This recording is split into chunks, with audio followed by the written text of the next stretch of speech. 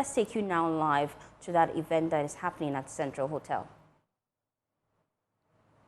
Preparations and arrangements for the upcoming elections.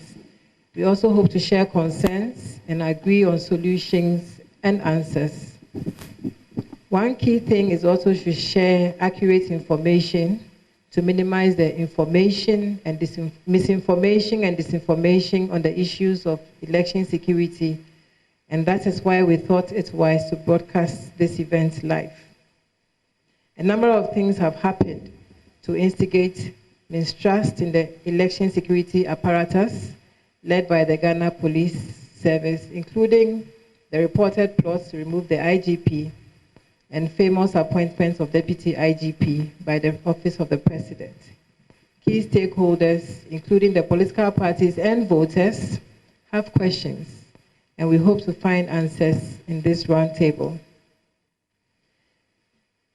After this, the NEG, led by FOSDA and CDD, will embark on media education to ensure that we propagate the right information about the election. And so we have the honor to have this meeting chaired by an illustrious son of Ghana, who we all know, and I think by his name alone, we all know who he is and what he's made of. And so I have the honor to introduce the chair of this roundtable meeting, Professor Jima Boedi, as we all know him. I am very honored to be the one to introduce him.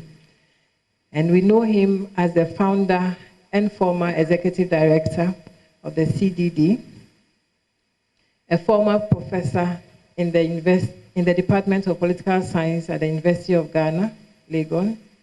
He has held faculty positions at universities in the United States. And when I was counting the number of universities, I realized that I can't write them here because there are so many. He is also a staunch advocate for democracy and the rule of law and inclusive governance, and has dedicated a lifelong career to capacity building in public opinion survey research on the African continent. And we know Afrobarometer to be one of those public survey researchers. In his writings, he has consistently underscored the surprising depth and resilience of citizens' demand for democracy and the importance of good governance to sustainable development and democracy. Prof. Jima is a widely cited scholar on democratic politics in Africa. He has published more than a dozen books, monographs, several influential peer-reviewed journal articles, and more than 30 book chapters. And Professor Jima has been cited over 6,000 times. That's one thing I picked from Google, which I like. Over 6,000 times he's been cited in books, articles. And so we have the privilege to have Professor Jima to chair our meeting today. Thank you, Prof, for accepting to chair.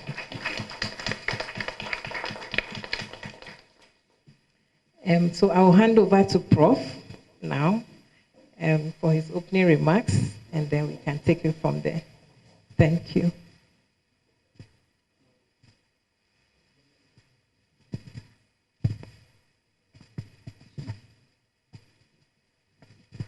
Thank you very much, Madam Theodora. Thanks for the opportunity to be part of this roundtable. I have left the advocacy scene for a while, and also to some extent, but I'm still keenly interested in these matters and do engage with colleagues and friends behind the scenes. And the theme of this roundtable has been particularly important to me. So it is only on account of that that I can forgive the hugely egregious error committed by locating this meeting in a place that is hostile to people with disability. This is long after the passage of the law, long after state organizations are supposed to have been in compliance. The compliance period, the moratorium was 10 years. Those 10 years have passed long ago. State organizations haven't complied. And then worst of all, civil society organizations are patronizing outfits that do not comply with the basic requirements of the law. So I use this opportunity to protest and to hope that we do better. I normally don't speak for myself. I'm well taken care of. But on an occasion like this, I think I feel my competitors in the disability community if I don't speak up. So that's enough of that by way of complaint. But all said and done, I'm happy to be here than not. And it's because we are discussing issues of importance to the 2024 elections. And I want us to start by looking at what is at stake in this election. I would say that Ghana's democracy is literally at stake. Insights from Afrobarometer surveys across the continent over the past 2 decades confirm a number of things. First, that Africans do put a premium on the ballot box as the mechanism for choosing their political leaders. Second, the level of support for democracy among ordinary Africans rises or falls according to how they judge the credibility and quality of elections in their country. So, poor election quality undermines both citizens' level of satisfaction with the way democracy works in their country, and also it undermines their level of support for democracy in the country as a form of government. So the general lesson is that we don't want our people to lose faith in democracy. And if that is what we don't want, then we must keep our elections clean and peaceful and of high quality. Second point to make, Afrobarometer survey evidence also suggests that Ghana is indeed in some trouble with respect to its democracy. It is true that democracy enjoys strong majority support in Ghana. The last time I checked, or the latest available data, and there will be some new ones soon, it was still support levels were at 75% of the adult population. Similarly, but levels of rejection of military rule as an alternative form of government, those levels have dropped sharply. Indeed, they've dropped by 20 percentage, close to 20 percentage points over a 10-year period. And Ghana is today among the countries where a large minority of its citizens are expressing a willingness to welcome military intervention if elected leaders abuse power in the country. We should also note that Ghana is also one of the countries where citizens, the level of, or the degree to which citizens say they are satisfied with the way democracy works in their country has dropped sharply.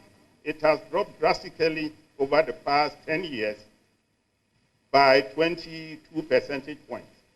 And I suspect that in our new polls, which will come out soon, the percentages would have dropped even further. But there are also other compelling reasons to be concerned about the quality and integrity of our December 2024 polls. As we all know, Ghana is located in an increasingly troubled sub-region. 4 military-ruled countries, 3 of whom have recently announced their withdrawal from membership of ECOWAS. We are also in a region whose parts of which are engulfed in extremist violence and jihadist insurgency. And we are in a region that has become the playground for malign and largely anti-democratic external forces. Our task as election stakeholders, our task as democracy and accountable stakeholders of the country, and our task in this roundtable are therefore as follows.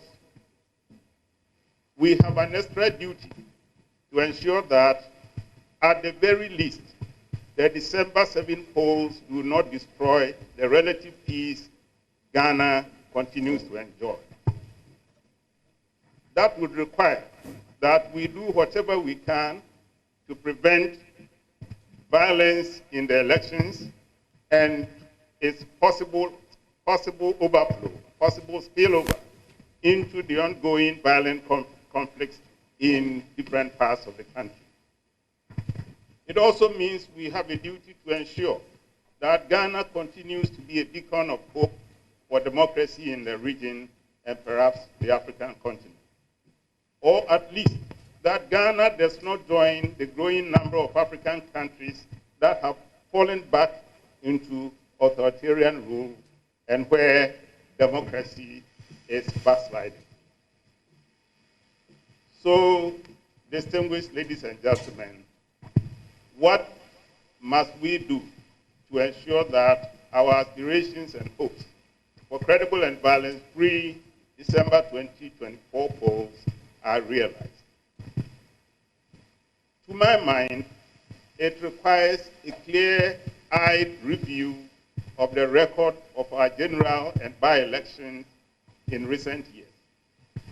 It requires understanding what we must do or not do in order to avoid the mistakes of the past. And I believe the presentations, the lead presentations and submissions will deal with these matters more fully and competently than I can. So what I want to do in the remaining time at my disposal is to flag only a few broad challenges as I see them and to make a plea for them to be redressed. First point to note is that as a country, we have a long history of the incumbent president and party abusing or misusing national security resources and sometimes law enforcement agencies for electoral advantage and to the detriment of the opposition and their candidates. And on account of this perceived pro-government and anti-opposition bias of state security agencies, state law enforcement agencies, and the like, there has been a tendency for the opposition to be deeply suspicious and mistrustful of the electoral management body, specifically our electoral commission, of national security, as well as of law enforcement and justice administration agencies. And even the media and civil society have not been spared in this atmosphere of pervasive opposition mistrust and suspicion. Apparently, emanating from this perceived bias and ill will of state agencies, opposition parties and candidates in our recent elections have adopted the equally worrying practice of establishing their own militia and vigilante self-defense units. Everybody in this room knows about them. The Delta and Invisible Forces, the Kandahar and Azoka Boys, and others. We have all been witnesses to the amount of damage these vigilante groups and party militia have done to the peacefulness and integrity of our recent elections. And we have all been witnesses to what happens after elections, the level of impunity that members of these groups display, especially when they belong to or affiliated with the incumbent government and party. And we should not forget the overall affront to democracy, the rule of law, and accountable governance these renegade forces have come to represent in our country. Worse still, in previous elections, we read reports of the main opposition party importing outside security experts to work with its own internal militia. Who knows if the opposition parties and candidates today, or in this election, would not do the same. And if they do, who knows where they will source their external security training or support from. After all, we are in the era of Russian and Middle Eastern security actors active in our neighborhood.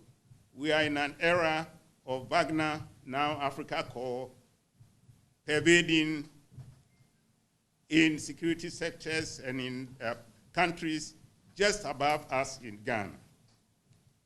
Distinguished ladies and gentlemen, these are indeed weighty matters.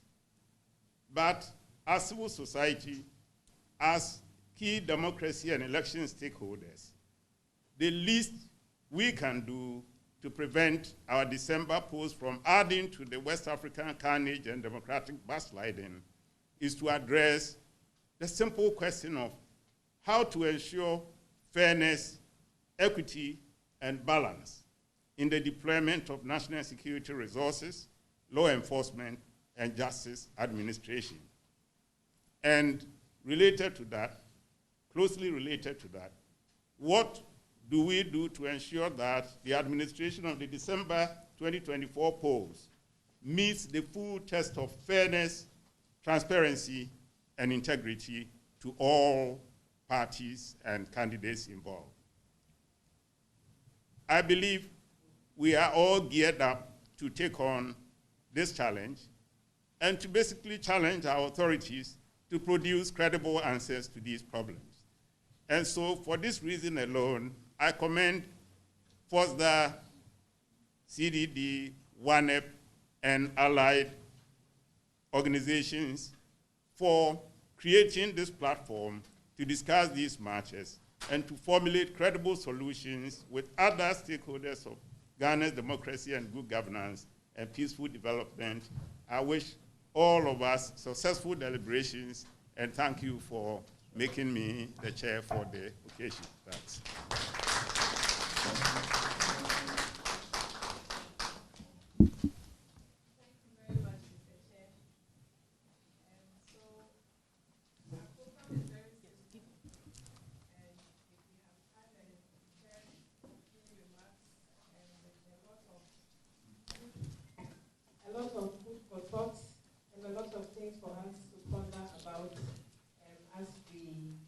Go into these deliberations. And I think the key ones is the issue of political parties establishing their own security, either local or importing them. And what are the issues that prompt them or instigate them to do those things? And those are some of the issues we are going to go into. And so thank you so much, Mr. Chair. And in this meeting, we will be having some key security agencies that are present with us here to give us some information about what they are doing and how they are preparing for the elections. And that will also help us to understand the election security and machinery for the country going into 2024. And to go through all this, we have two key people and two key leaders in this country, also in this space of security, to take us through that. And so we have Mrs. Lavinia Adai-Mensah, that is the newly appointed executive director of WANEP, and the first female executive director of the famous WANEP. Please clap for her. I'm saying all of that, you are not clapping. Okay, so we have Mrs. Adai-Mensah, and also we have Dr. Kojo Asante, that is the Director of Partnership of CDD, and that is working with FOSDA to organize this event. And so please clap for Mr. Asante as well. Mr. Asante and Dr. Asante and Mrs. Adai Mensah will set us, just after the chair's remark, they will set us off with some of the key issues we should be deliberating on, thinking about, and also finding answers to in this roundtable. And this is really a roundtable, so there's no podium for anyone to stand. Forum. And so everyone is sitting and we are all thinking very hard, discussing and finding solutions.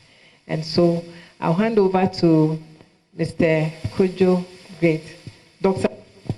and Mrs. Lavinia Dimensa to take over from here. Thank you.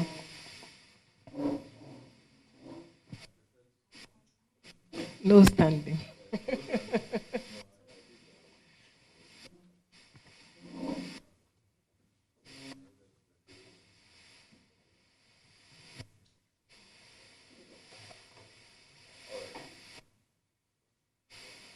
Hello.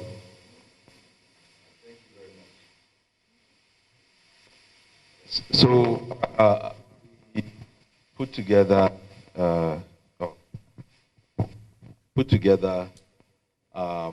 five key issues that we think we want to put on the table, also with some proposals for the consideration of some of the key agencies that are here, including civil society organizations working in the security sector, for us to discuss, but I'm sure the agencies themselves have also been thinking about the issues themselves, and they would also be presenting their own thoughts on these issues.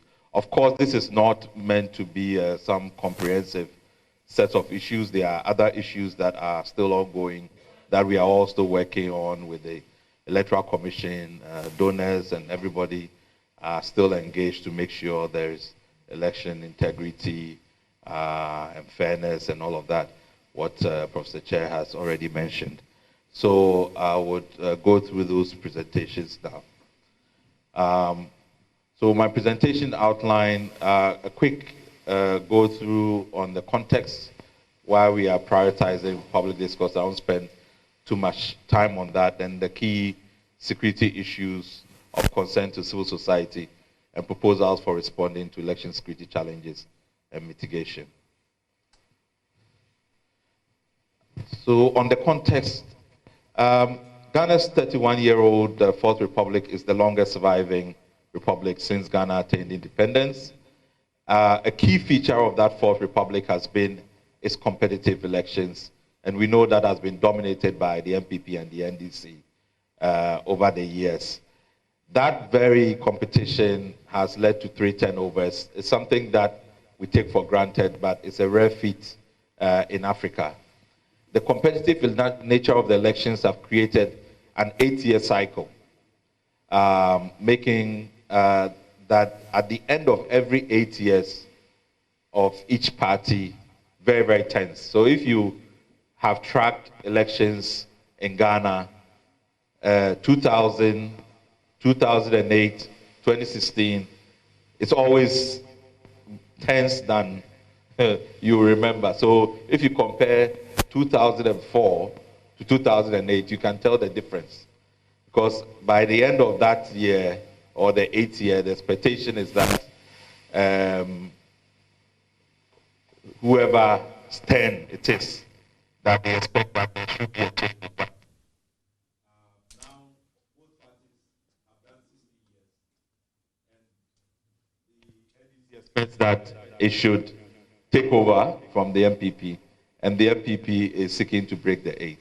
The other features of this election is that this is the first time we have the 2 dominant parties having the flag bearers from the northern part of the country, and also for the first time we have one of the dominant parties presenting a northern candidate for the election.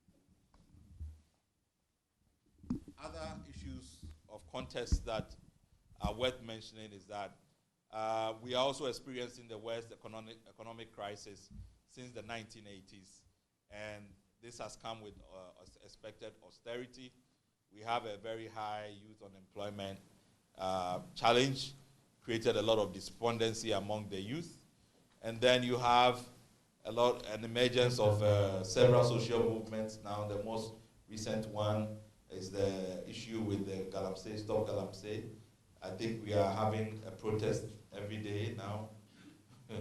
I think today the Catholics are out also protesting on the Stop Galamsey. And so there are all these things in the mix, and I'm sure the security agencies, this is not something that they look forward to, but with all the complexities around elections, they don't want to be managing these issues as well.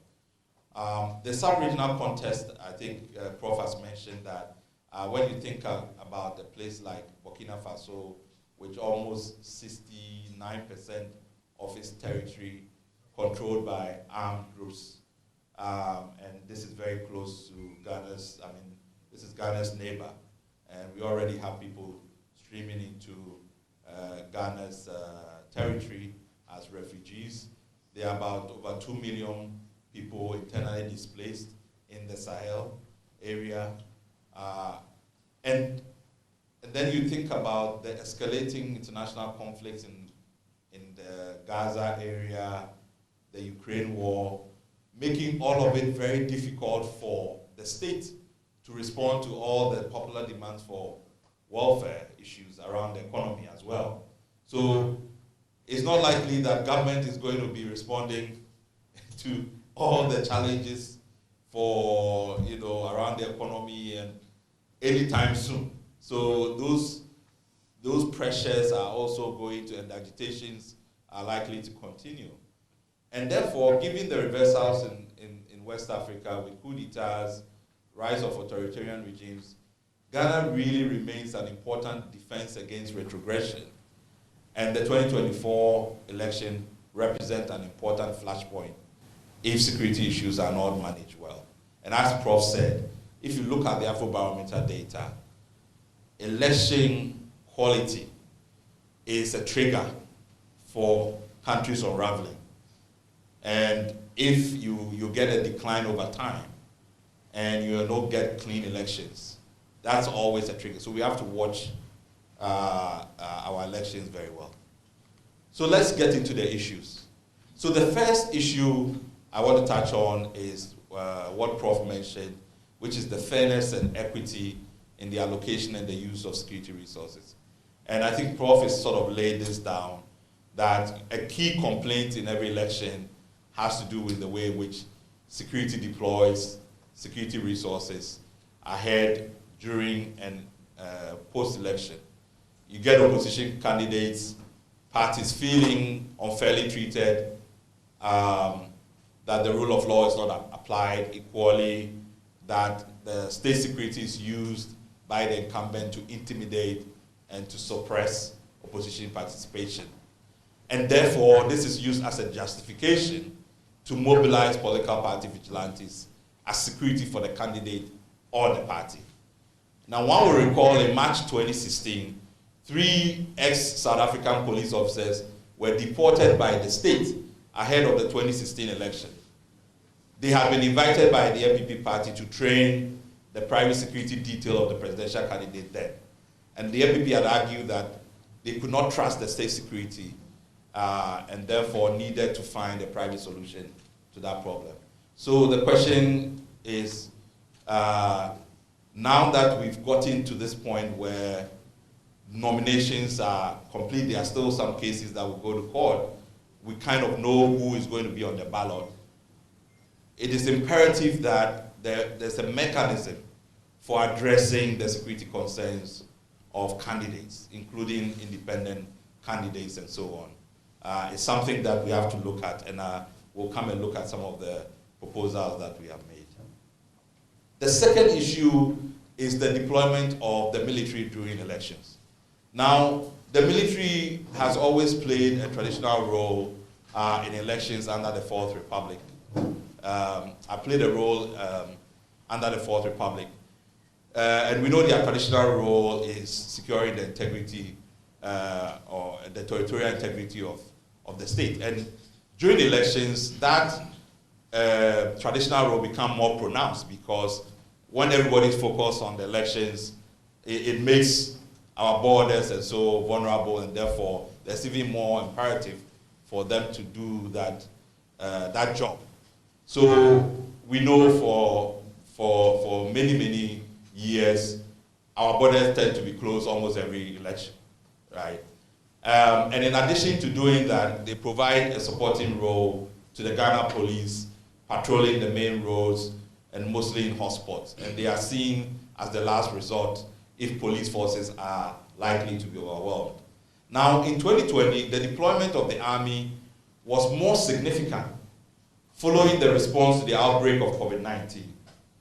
And then the army was also deployed to, and they were deployed to all key border towns that were closed because of the pandemic. In addition, it was deployed to towns in the Volta region, which was an opposition stronghold, but in response to secessionist threats in the region. And remember the Western Togoland issue. So it was not just the border town issue, they were actually deployed to actual towns as well. Now, in some of those areas, in the border towns where the army was deployed, voters raised concerns about the presence of patrols in voting areas, which was seen as intimidating. And indeed, in a recent election reform engagement undertaken by Codewo, in a number of regions, not just in the Volta region, the deployment of the army during elections was one of the key issues that were raised by participants. So this is not just an issue that came from the Volta region and their experiences and so on, but from different places that we went, that people felt a certain concern about, how this should be addressed, that they felt that this should be an issue that should be raised and should be addressed. So there are three key issues that we have flagged that we think needs to be tackled from this issue. First, in relation to the deployment of the military to border towns to secure the territorial integrity of Ghana, can the community entry protocols be improved? So what lessons have we learned from 2020, and have the Army and the National Election Security Task Force taken it on board? Because, as I said, 2020 was a bit different from previous years because also of the secessionist issue. And then second, in relation to the role of the Army on polling day, what is the exact protocol, and what about their presence during the collation process? So we know that the Army tends to patrol on polling day. They don't go to the actual polling district, polling precinct.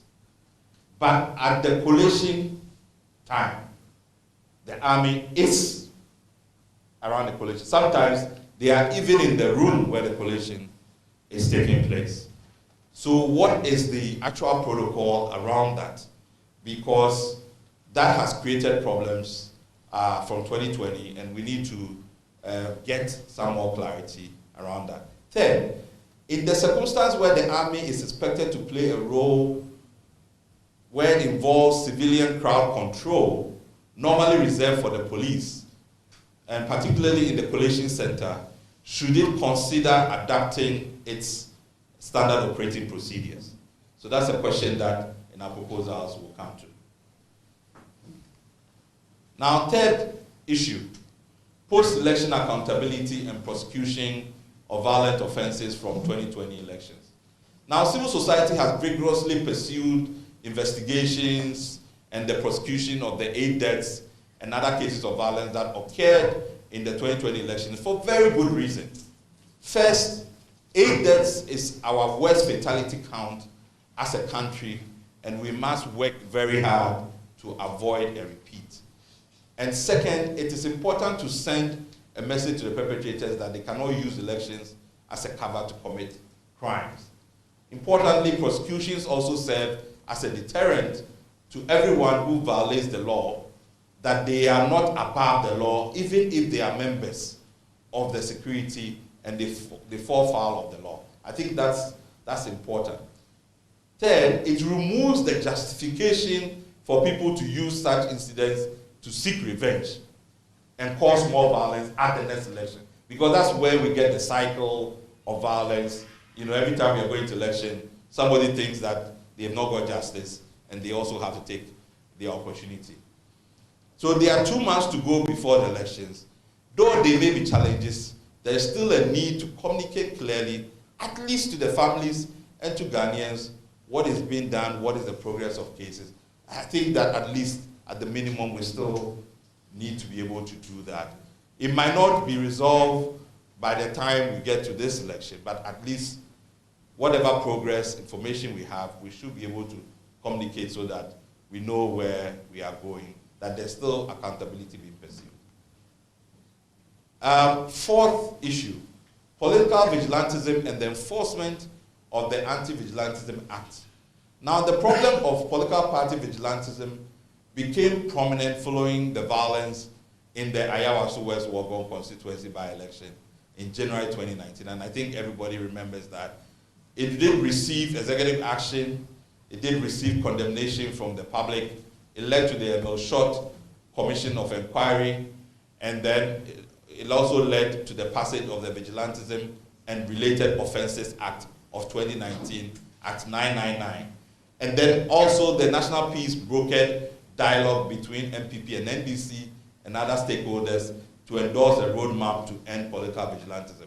Now, though the Act 999 has legally banned a number of named political party or affiliated vigilante groups, there's evidence that they are still in operation, and there are concerns that they are mobilizing for the 2024 elections. I was in Asin North for the by-election and witnessed politicians moving around in vans and pickup with loads of vigilantes. And the way they were doing it was that these vans were tinted. So the vigilantes, these are heavily built, you know, about sometimes 10, 15 of them in these vans. So they are like the entourage of the politician, when they, you know, and some of them are armed. And so as they are going from polling station to polling station, they arrive, maybe 2 or 3 cars, you know, come in, and they emerge, you know, almost sometimes 15, 20 of them come around. Of course, when they are driving around, you know that they are vigilantes, but some, of course, also were in pickup, so you can tell that these are clearly vigilante groups that have been mobilized and moving around. So they are, even though they've been banned and they are not going around calling themselves Delta Forces or Azoka Boys or whatever it is, all the ammo is the same, and they are operating. You know, so it's something that I witnessed myself in Asin. In one such situation, which in Asin where there was a shooting incident, right in front of, and it happened right in front of a police station. The police officers at that time were unarmed. So the whole arrangement was that to de-escalate any kind of violence, the police had given instructions not to arm the police officers at polling stations. But these people had come there armed. And at that point when these things happened, the police officers were unarmed and the vigilantes were armed. So measures have been put in place and applied consistently to all manner of individuals to hold people accountable. Also, we have to understand that the law was passed, or we understand that since the law has been passed, nobody has been prosecuted under the more punitive offenses under the Act. And instead, that offenders are still being prosecuted under the criminal code, which has a softer punishment. And I'm hoping that we'll get some more clarification for that. That's why I use the qualifier, that's our understanding. That, you know, we're hoping the Attorney General would have been here to help us understand that. The last issue is our response to false information, misinformation and disinformation. How do we do that with a balance? Now, the complex security threats arising from misinformation and disinformation cannot be overstated. I have been recently involved with the cybersecurity awareness week, and I mean, everybody understands that once you even begin to talk about AI applications and so on, that this threat is really real from a security standpoint. Several countries have responded with regulations, with the passage of cybersecurity laws, and the extension of criminal code to digital publication. In Ghana, the colonial relic, Section 208 of the Criminal Offences Act 1960, popularly known as the Causing Fear and Panic Law, has been used to prosecute online publication, despite the repeal of the criminal libel law. In other jurisdictions, internet shutdowns or slowdowns have been used as a security response to online mobilization. In Ghana, these concerns are raised every election as to whether the security agencies will consider internet shutdowns as one of the response options. How should the security sector respond to these issues before, during, and after the elections to guarantee the rights of individuals, ensure the security of the state, and the peace of the country? That's really the question that we have to ask. Now, some proposals on how we think that we should respond.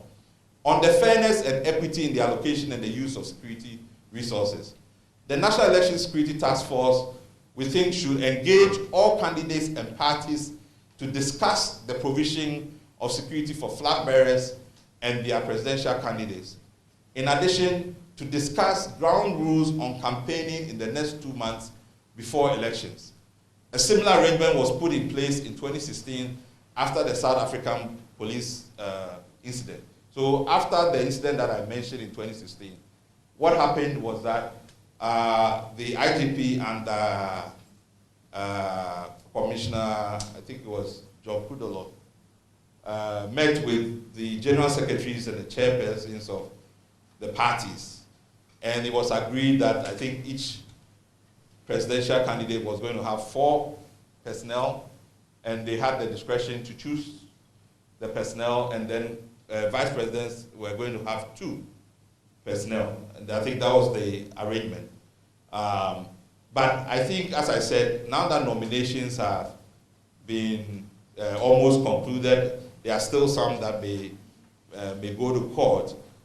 There has to be that discussion about how do we ensure that the security of candidates and parties and so on. But also, now with the sort of the last leg of the campaign going to start, it's important to have ground rules around the campaign issue, because one of the flashpoints around campaigning is just supporters, meeting as they go across, coming from one rally to the other, and meeting and just having a fight, and how those things can be worked out. There are many ways in which those things can be avoided, and we've tried some in the past, and it's worked. So there's a lot that can be done to just sensitize people, even about the Public Order Act, and so on and so forth. So really encouraging the National Election Task Force that there's a lot of work that we can do before to get the actors, to come and have a mechanism that would reassure everybody about their security. Then on the deployment of the military during elections. Now, given the genuine complaints that have come from the public regarding the deployment of the army into communities during elections, particularly border areas, I think community entry engagement must be improved this time around. And I don't know if there's been discussions around this. Maybe we can get some more responses, from the army on this. The army role given to aid for elections as the last resort should also remain the same throughout the electoral process. The police remains more suited for dealing with crowds at collation center and should be deployed as such. Now, if the army is to be used in such cases, then I believe their standard operating procedures must be modified to minimize casualties. And this is to make so at least for those, I'm not a security person, so sometimes if I'm not using these terminologies carefully, forgive me. But the Army's standard operating procedures is really, you come and you neutralize. If you see the police, the steps they have to go through when they come and deal with an issue, there are many, many options that they have. When the army comes in, it's the last resort. And so even the findings from Ejura, for example, is an example of that. So if you deploy the army at a collation center where there's a milling crowd and so on and so forth, the way the army will deal with the matter will be different from the way the police will deal with the matter. Right? So if you're going to deploy the army in such situation, the SOPs cannot be what the standard army approach to dealing with the matter is. If we keep doing that, I'm afraid we will still get more fatalities. So either the police are suited for that kind of process, and we should keep them doing that, and the army comes in, when they are needed at that last minute. And I think it's something that we have to address. Now, CODEO has also submitted proposals to the EC to take a look at the setup of its collation centers so that it can reduce the overcrowding and improve transparent access to information for citizens. So what we were seeing in 2020, and we've seen it in other times, is that the crowd is all outside. And of course, the candidates, those who are accredited, are inside. Because there's no screen or anything outside for anybody to see, everybody is relying on rumors or hearsay. So you are there, and then they say, this is going on there. And then it charges the crowd, and there's also... So there has to be a way in which the public outside can see the process inside. And if there's a way in which a projector or whatever is provided, So the Electoral Commission is considering, and also even the location of the collation center is something that is also looking at. So maybe together with those kinds of considerations, it might improve the security situation for the collation center. On the post-election accountability and the prosecution of violent offenses for 2020, as we've said, it's just important to give the update. No matter the challenges, it's just important to have that update. On the political vigilantism and the enforcement of the Act, the National Election Security Task Force and other stakeholders, including the National Peace Council, the National Commission on Civic Education, the media, the CSOs, should include education on the provisions of the Vigilantism Act in their election and civic education programs.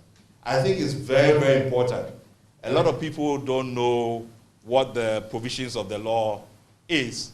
And when we have done it, and I think in 2020 it was done, it was very helpful, because there are a lot of young people who may join these groups, don't really know what the punishments and, but it's something that that education has to really be part of what we do in terms of our civics. And then lastly, on responding to misinformation and disinformation with balance. First, there are many legitimate interventions for addressing false information which does not involve the criminal justice system. So in elections, there are several warning systems, including the application that the National Media Commission has now put in place. There is the monitoring of the Media Foundation which the Media Foundation for West Africa does. There's the fact-checking.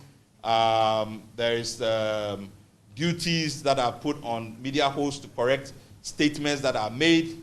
There is the National Election Response Group work that is going on.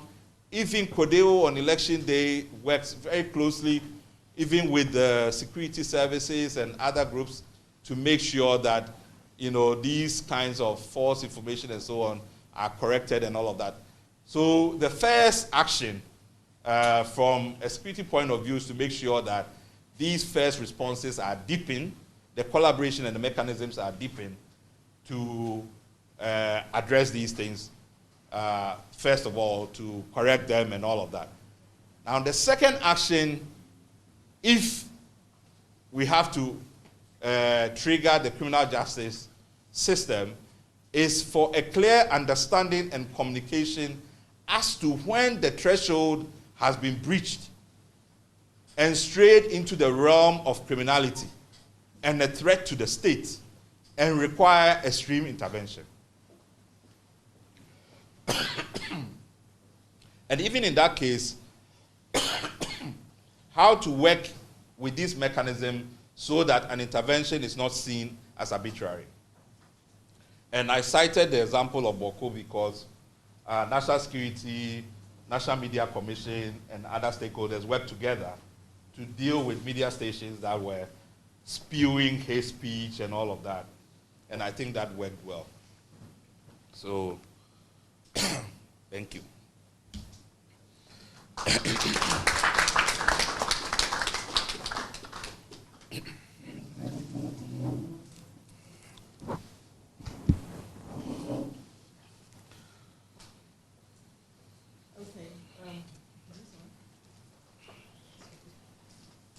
Is the mic working? I guess I can continue. So thank you very much.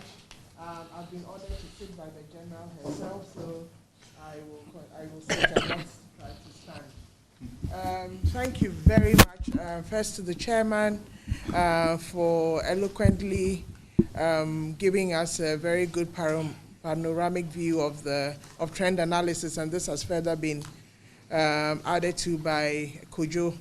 And I think it's important to, first of all,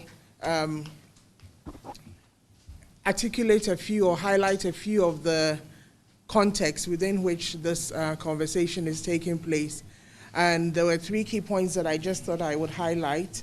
First, this is being presented within the frame of recognizing that there are efforts that are ongoing.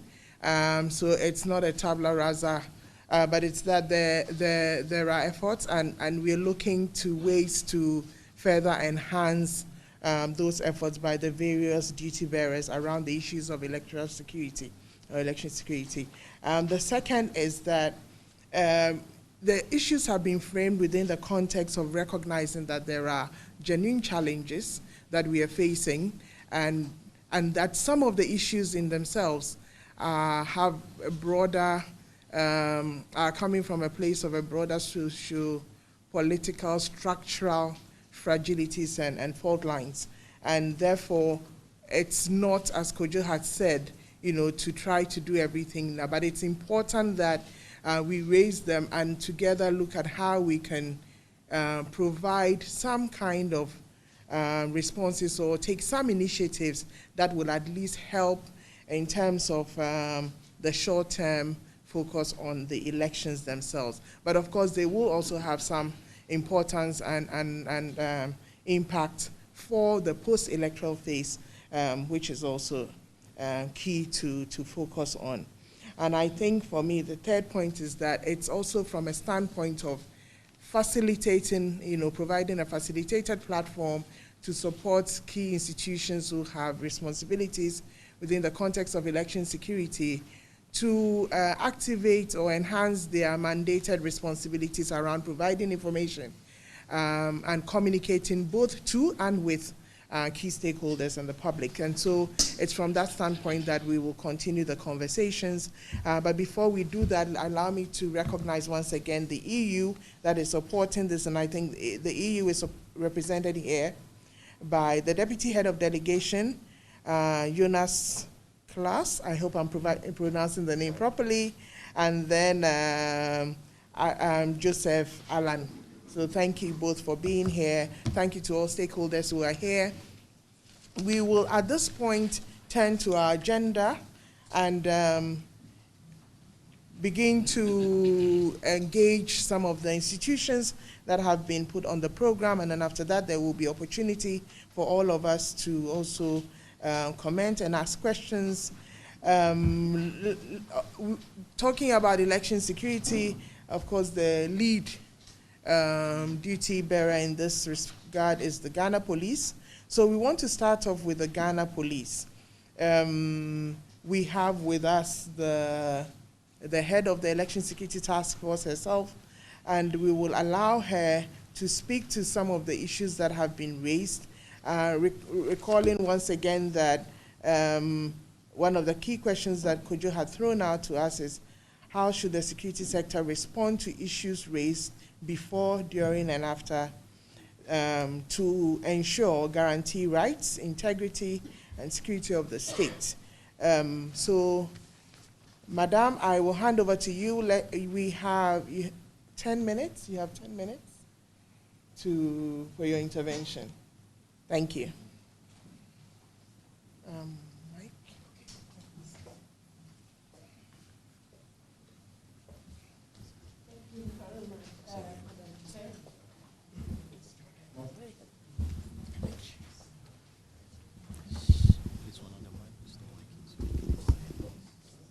Thank you very much, Madam Chair of WANEP. Mr. Chairman, distinguished invited guests, let me do this correction. I'm not the head of the Election Security Task Force. I am the director in charge of Police Election Security Secretariat. As you all know, the Election Security Task Force comprises of so many institutions. And if I may quickly bring to our notice, even though police is the lead, we have the military, we have Electoral Commission, we have NCCE, we have Fire Service, we have Immigration, we have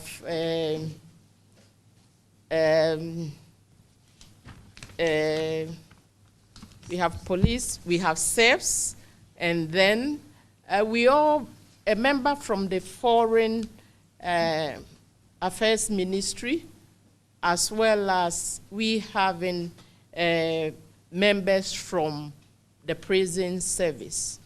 And so I'm here as a member of the National Election Response Group. And so let me do that correction. But I will try to maybe respond to a few issues that have been raised. And first of all, let me also thank Mr. Chairman for the detailed remarks, opening remarks that he made, and also to thank Dr. Kwejo for the key issues of concerns that have been raised. As we all know, in the Fourth Republic, and just last year, we've had about 3 by-elections, as well as we having the district assembly elections. In all these exercises, you all attest to the fact that we've been able to provide the needed security, even though he has raised a few issues. But if we have to raise the performance of the security during these exercises, if I should mention the Asenov, the Kumau, as well as Ejiso, in all these by-elections, I would say that we've been on top of our service delivery when it comes to we providing security. Now, let me also add that with regards to the district assembly elections, we were able to provide security or deploy it sufficiently to all the polling stations nationwide. And the few security concerns that were encountered, you all agree to me that we were able to handle them on time. With these few remarks, let me also add that in all the inter-party elections that have been conducted nationwide, be it the one conducted by NDC, the one conducted by NPP, and other political parties.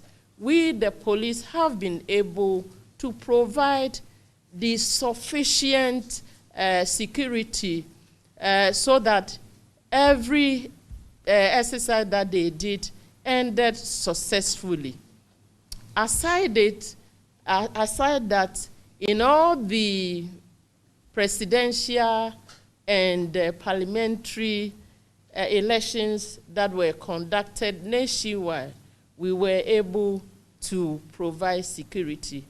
Even though there were a few issues, that doesn't rate our performance not to be the required security that have to be provided during those exercises.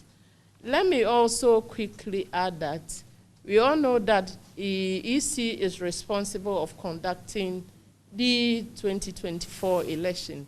But of course, it's still our duty to provide security. And in all the exercises that they have provided, be it voter registration exercise, voter transfer exercise, special voting exercise, exhibition of voter register, we've always provided the required and security, and we've been able to maintain a very peaceful environment for all these exercises to be conducted. One may say that there were some security concerns raised, but we have to ask ourselves, comparing these year's exercises to the previous exercises that have been done, you all attest to the fact that the security challenges that were encountered were very minimal. So with these few remarks that I have made, let me assure the general public that the security are poised for action. Our initial deployment at the processes that have been conducted by EC attests to the fact that we are on course. Even though we've not arrived, we still perfect our plans towards the December election. Now, let me also put it on record that for the first time in the history of our election in this country, we were able, with the support of all the security services, we were able to deploy to all the polling stations 38,622. Of course, we are told that the figures have changed, but as I indicated, we continue to perfect and to re-examine our deployment plan so that on the D-Day, we will be able to provide a very safe and secure environment for the voter to go out and vote.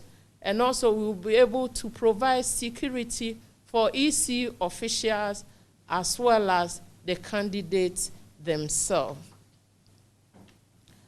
And Mr. Chairman, permit me to also bring on board about the fact that when we talk about security, it's not only the duty or the concern of only the security services alone.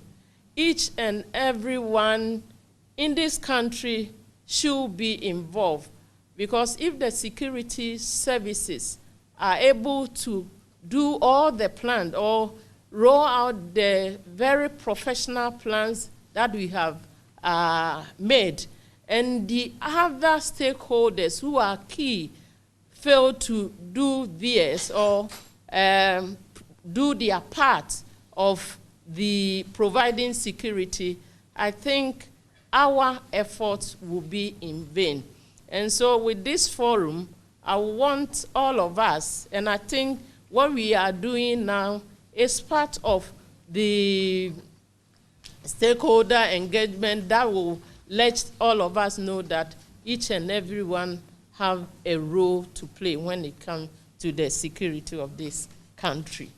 And let me, before I conclude, let me reassure the distinguished invited guests here and those watching us from afar that we from the security services, we are poised for action, but we will need your support because it doesn't take one person to bring peace, but all of us must be involved. I thank you very much.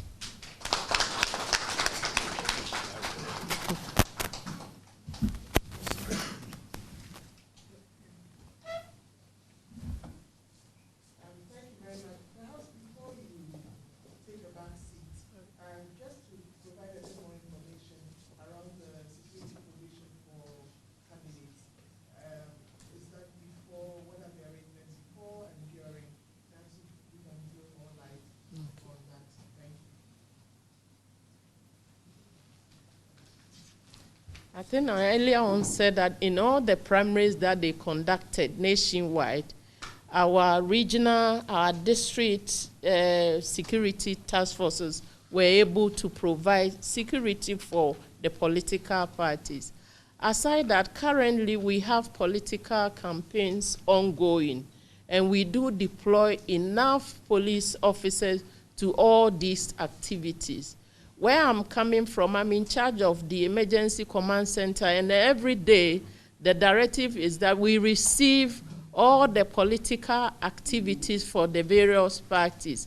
And then we are in constant touch with the regional and district commanders, and they ensure that security is provided for all these activities. I don't know, the media who normally go there will attest to the fact that always police is present. Thank you very much.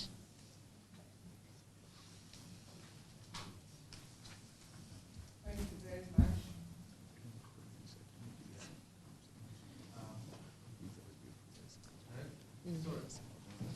much. I referenced the arrangement in 2016. So maybe just specifically just to say whether or not, maybe you can say it's not for you to make that judgment, maybe the IGP who has to make that judgment. Because that arrangement was directed at the candidates and their security in the run-up to the election. So I understand what you're saying in terms of the rallies and so on. But what I was referencing was the personal security of the candidates. Whether there was any plan at the election. Currently, we have police officers assigned to the candidates. Okay. We have police officers assigned to them. And even MPs have also been assigned with the, yeah. We have. Yeah. Even independent candidates? Yes, depending at times, depending on how the requirement came, we do provide them with police officers who go around during their political campaign activities.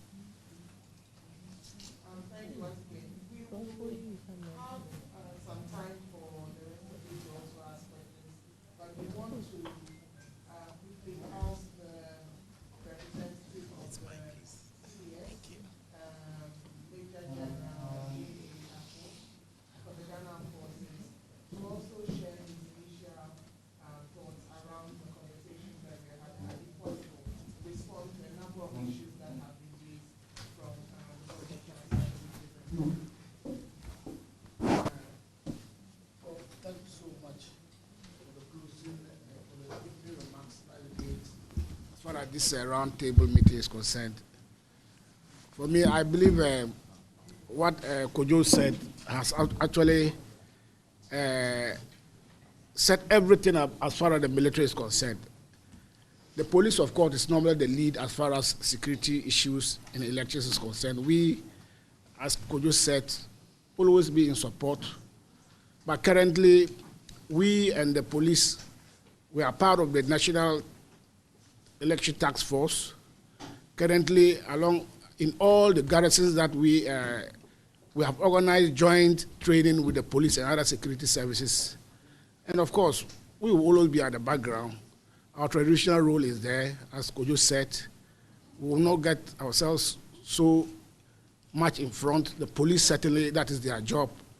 But of course, we will always stand by. And then when the need arises, then we are called. It's all that I can say because, as I've said earlier, the police is the lead when it comes to elections in this country. Thank you. Thank you very much. There were specific issues raised around community entry protocols and engagement. Perhaps if you could say something about that. And then also, there was the issue of rules of engagement, but more importantly, I think it was more around the SOPs for interoperability. Perhaps if you can share some more information on that. Yes. Harmonizing the SOP. Yeah. On the issue of SOPs, like he mentioned during the Ejura case, we actually came inside, and when it comes to we being invited, he said it clearly. We go along with our SOPs. We don't go outside our SOPs. But now that this idea of we harmonizing, I don't know, that will take some time to come. It is not that easy for us to just go and start changing the SOPs. The military, these are traditions that are things which have been there for a long time. So it means that it needs a whole lot of work needs to be done in terms of we looking at our SOPs and maybe making some changes, adaptations, but it's not, it cannot just be done off like that. SOPs, we are there. We will not, when it comes to, in fact, let me give you a personal experience. In 2008, I was the commanding officer in Tamale, the 6th Battalion of Infantry, during the 2008 elections.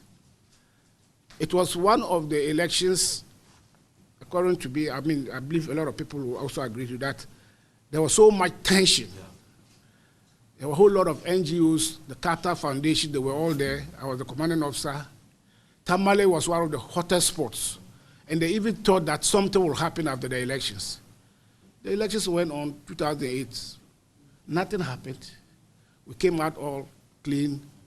And I think we're praised for the part that we played as far as the military is concerned. Once again, I was in Kumasi during the 2020 elections. I was the GOC there, General Officer commanding the Central Command during the 2020 elections. And it was almost the same thing, just like the 2008 elections. People, the temperatures were very high everywhere.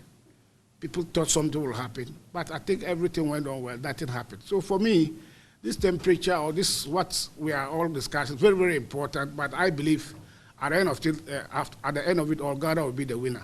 And nothing untoward, it will be a peaceful election. That's in my own view.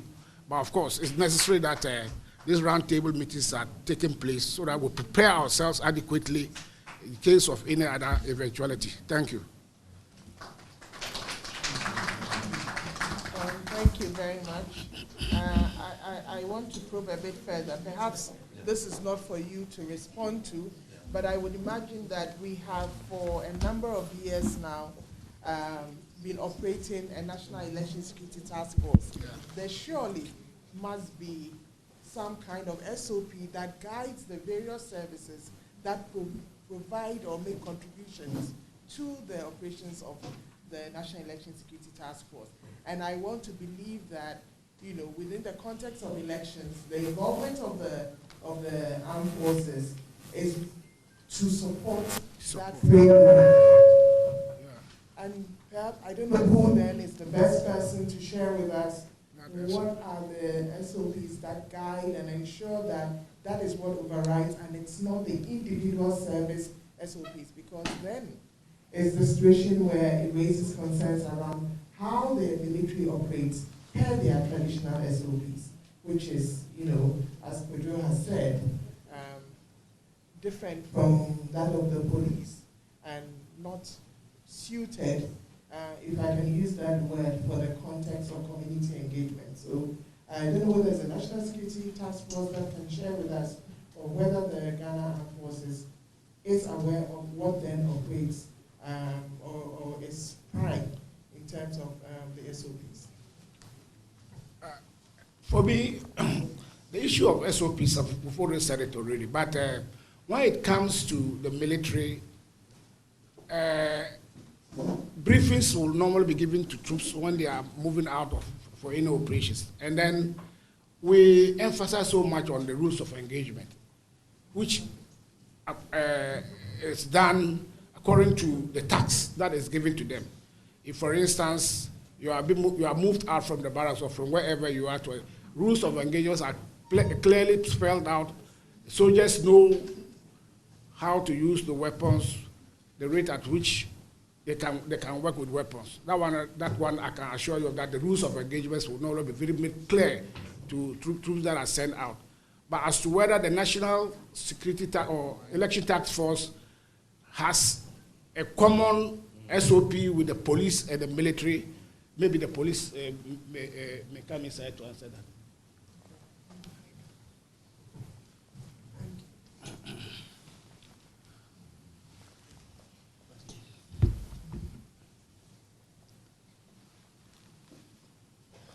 Thank you very much. To me, I just want to say that when it comes to deployment during election day, we have each institution playing specific role. And we have the police, fire, customs, prisons, and immigration, who are mostly deployed at polling stations. Aside that, we do have rapid response team, which composed of these institutions that are mentioned. And since military is also a member of the Election Security Task Force, they also have a role to play. But mostly, you will not see them at the polling station, but rather they are always deployed at strategic location, and they are called in when we on the ground are overwhelmed with the security situation. And so that's what I will say. Thank you.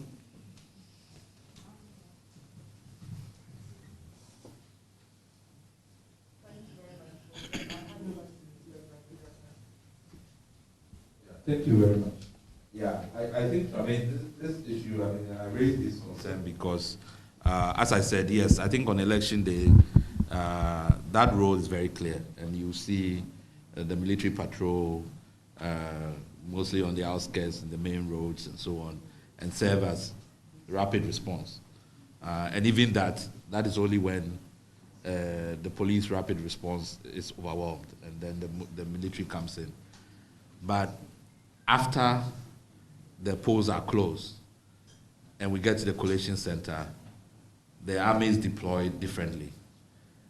They control or they man the collation center, and at that point, you can't separate the perimeter, because everybody is in close proximity, and that's where it's challenging, because it really becomes a question of crowd control. And if, as we know, the army operates a little differently. So if you have to control the crowd, and it's, as I said, is to neutralize your options. The police may have batons, they may have other things. The army don't have batons. It's to shoot, to neutralize. Even if it's to your tie or to your whatever, that's the only way in which they can control subdue, a threat. So that's where I was saying that the Election Security Task Force has to consider that if it cannot address the SOPs in terms of adapting the Army's SOPs to be able to minimize, casualties in that sense, then it should only be deploying the police to the situations like that.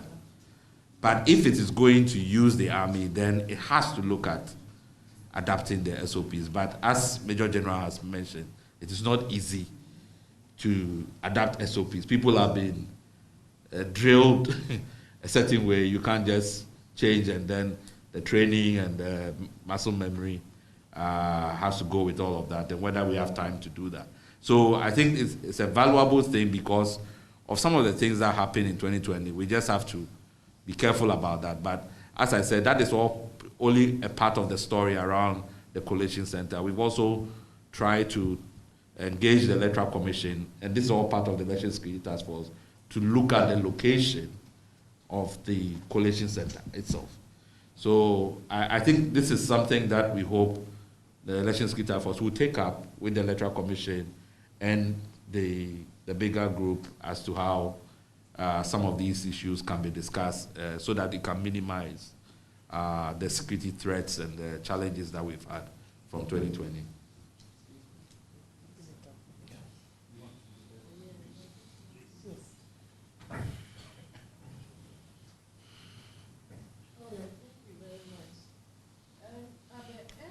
Every election, I think the report is written, and there is a specific team who sit down and analyze our action, areas which did not go well, which need to be improved, and where we had done well. And that is the reason why, for now, for the first time, our deployment of personnel to polling station was done way back 6 months ago. Now, you touch about the fact that there are times at collation centers you see military coming. Don't forget that we do have intel officers who always work in plain clothes. And so depending on the intelligence that they pick, that is when they call in some of these. But I think it might be an isolated cases. And so what I will say is that this time around, maybe at the end of the 2020 election, what have been learned, what we have to improve, what went well, what didn't go well, that is what we are looking at. And that is the reason why now the Inspector General of Police, Dr. Ekufu Dampare, is saying that we have to have a de-escalating posture, and all the joint training that we have had with the security services, which include the military, the focus is that we need to have a mediating skills, we need to have a conflict resolution skill, but we must always go in to de-escalate, but not to worsen the situation. And that's what I want to add. Thank you.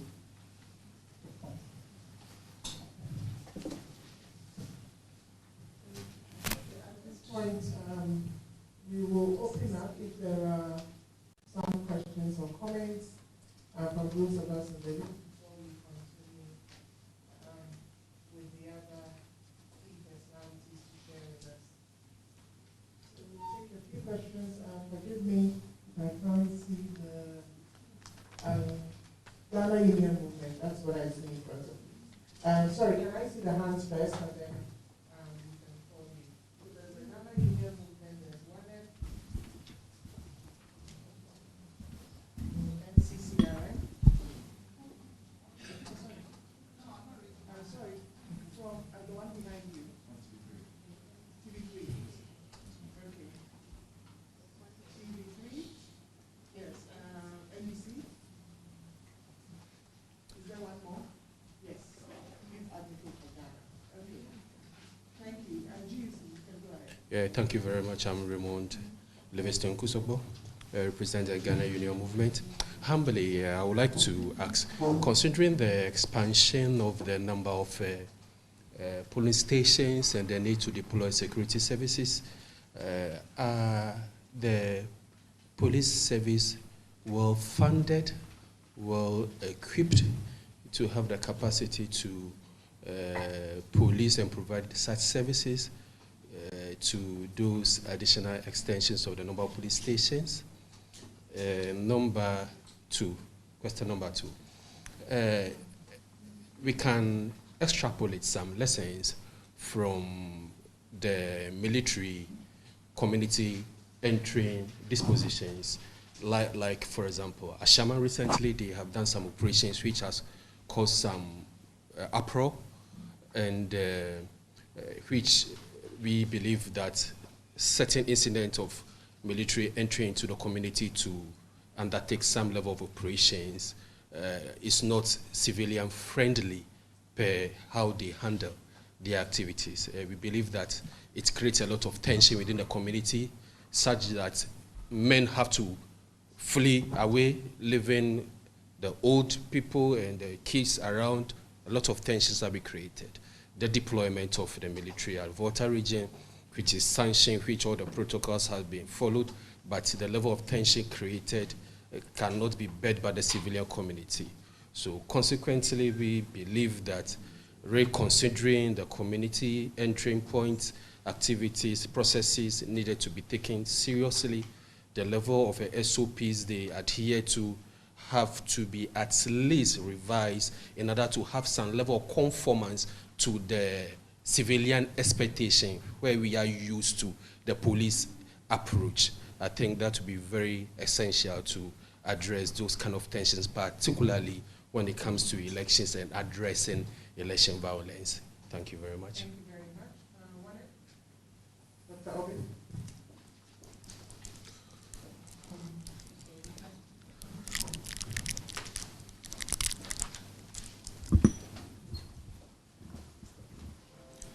Thank you very much. Let me start by also commending all the speakers so far. My question is about what is happening, currently with all the protests, happening with the anti-Galamsey issues and all that. Just to find out how it is impacting preparations of the security services, especially the police, for the upcoming election, whether all this pressure is having any impact in terms of your preparations for the upcoming election. Because sometimes I feel the police is really overstretched with all the things happening. Thank you. Thank you.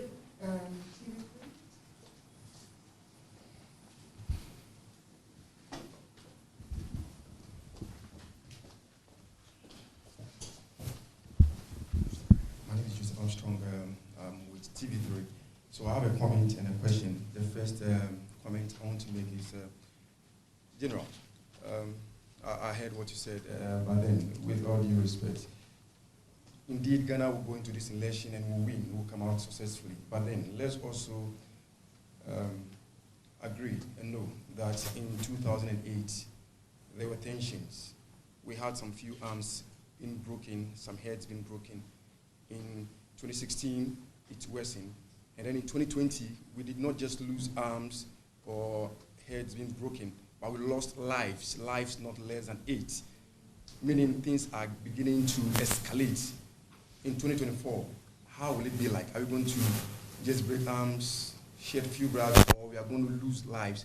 These are the issues that we are supposed to look at and understand that even though Ghana is a peaceful country and we'll go into the election anytime and come out successfully, it may get to that time that things may escalate. Hence, the need for the security service to ensure that the issues of vigilantism, we get rid of it immediately, because it's becoming very scary as a journalist when you go to police stations and you meet somebody in a plain clothes or mufti, has some few marks on and threatens your life and says to you, don't cross this barrier, and you have a police officer standing next to you and cannot come to your aid. My next comment is about the police service.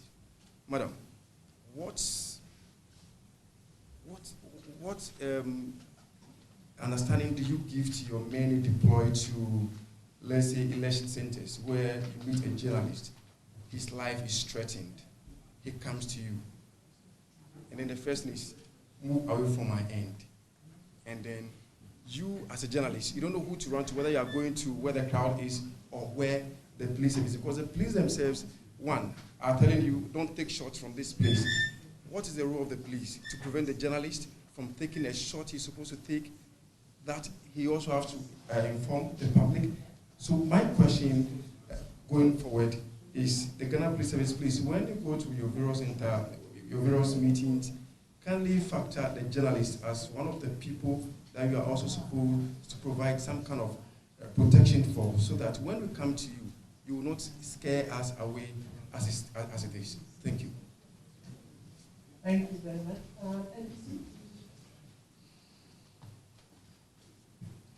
Thank you. Mr. Chair, there are a few issues that I want to raise. But first, as a premise, I mean, there is one issue about security which we may all have to appreciate. Security is not only the form, but the content. And the way it expresses matter a lot.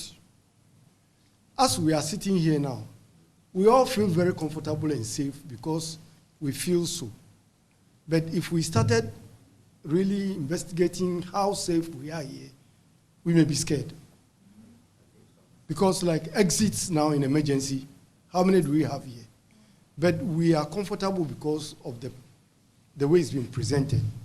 So in election security, the way security services and resources are presented matter a lot.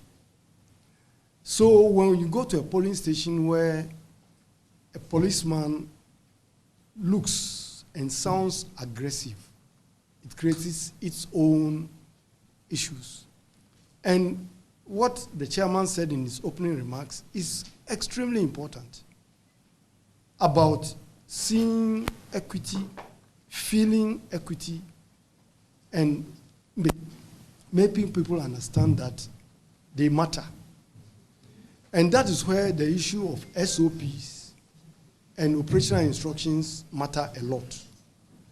Because you go to a police station, if there's a clear misunderstanding or abuse at times by the electoral officers towards polling agents, for instance, what do?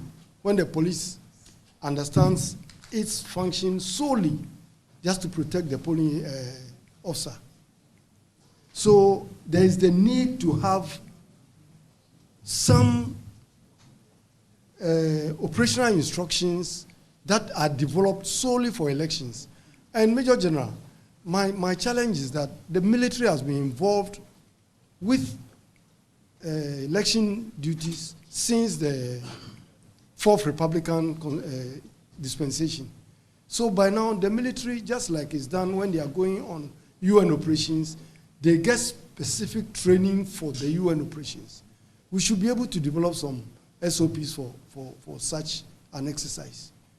And besides that, I think that in developing these operational instructions, we should involve civil society and the political parties so that they can then go and instruct their polling agents and all as to how they should manage themselves during elections.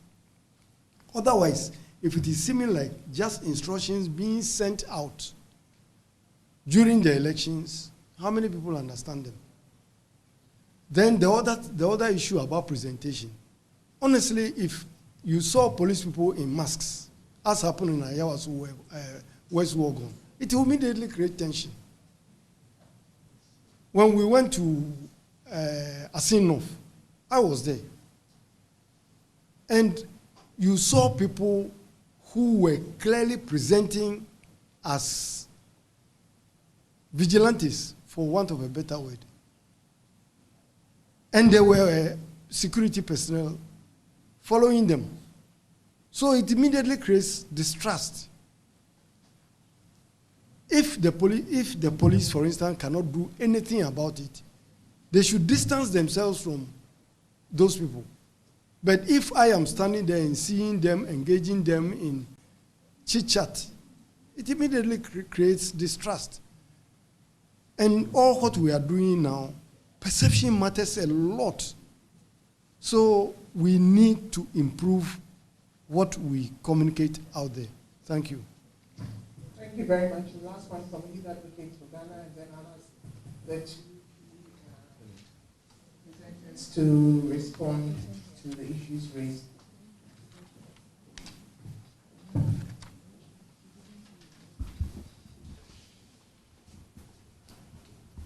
Thank you very much, and I thank all the speakers.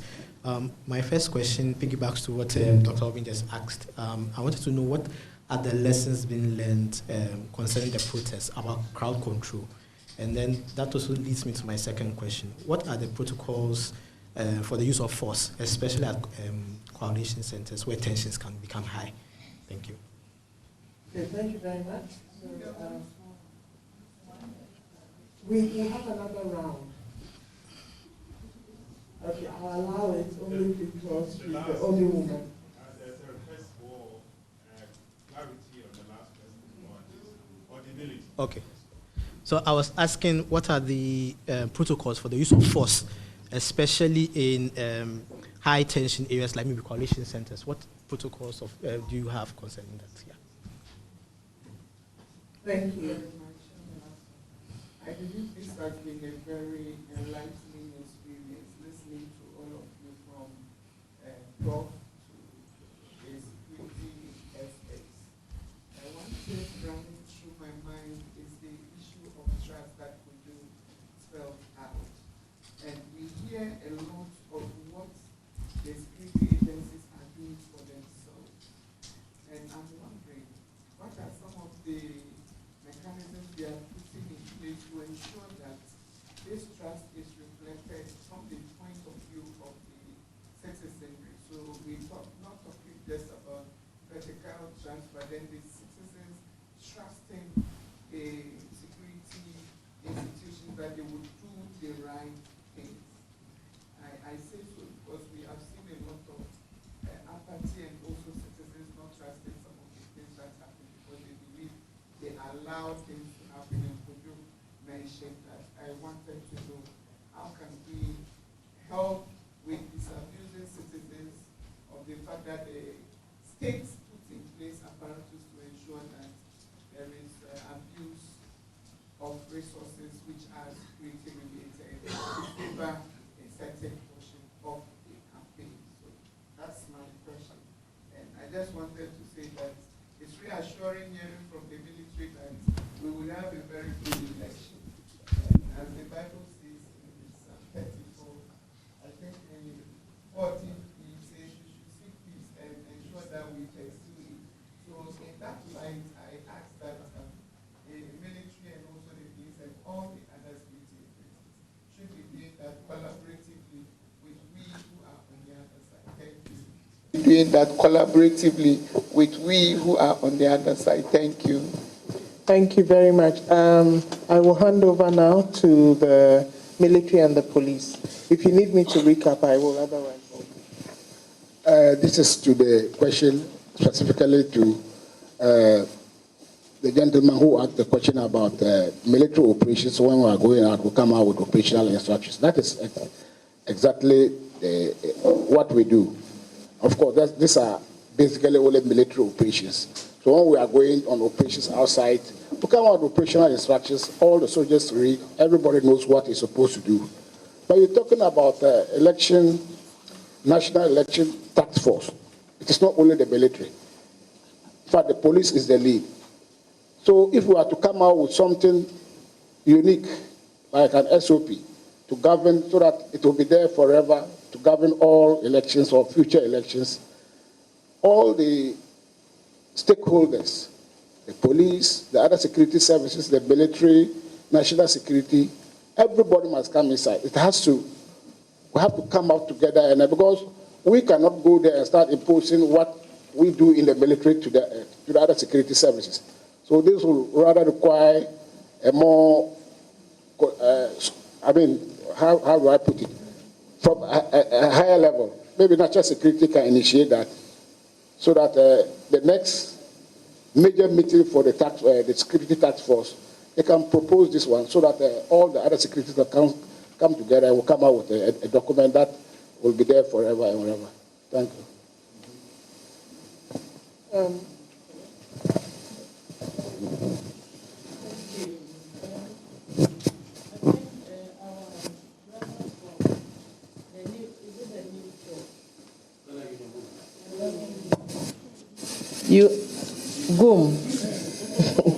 You asked about the fact that whether we'll be able to have enough personnel for the exercise, looking at the fact that the number has increased. Yes, in my earlier submission, I did indicate that it's not only police which is going.